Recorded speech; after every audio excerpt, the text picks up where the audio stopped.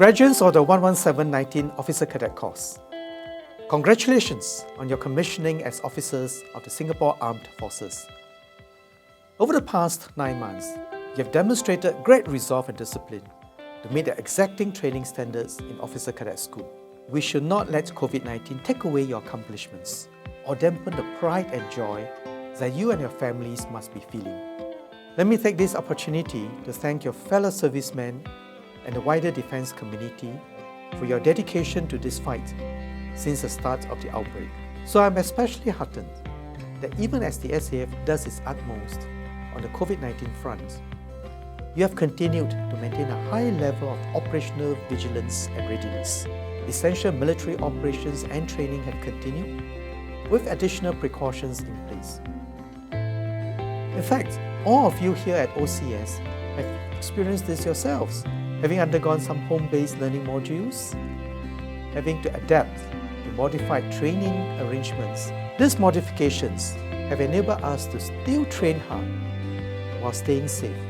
Always remember your duty as an officer and the creed that you have undertaken. To lead fellow servicemen who come from different races, religions, and walks of life. To excel individually and as a team, and settle for nothing less than the highest standards. To overcome adversity with courage, fortitude, and determination. I have every confidence that you will lead, excel, and overcome in the next chapters of your journey. During this COVID period, it takes a lot of discipline to maintain that social distancing, to always have your mask on, to sanitize the areas. It trains us to always be prepared. Like, you can never be complacent. We learn to be flexible as well. Like, training can be done in so many different ways, and it actually open up our eyes to realize that, hey, there are ways that you can train our soldiers as well to be as competent.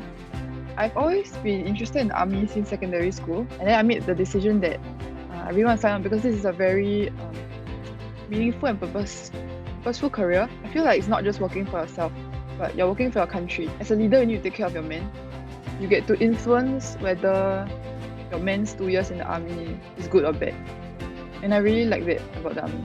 As the eldest, I kind of feel the burden of being the father figure of my family. So my parents divorced when I was 12. I felt that I had this responsibility to take care of my brothers and my sister. And that made me wanted to be pro-independent as much as I can after I completed my secondary school studies. So for my sister's condition, from birth she actually had kidney stones that resulted in this surgery that she had to undergo. Throughout all this time, I guess I was my mom's pillar of support. Because of what I go through, I had to study, I had my CCAs, I had to work.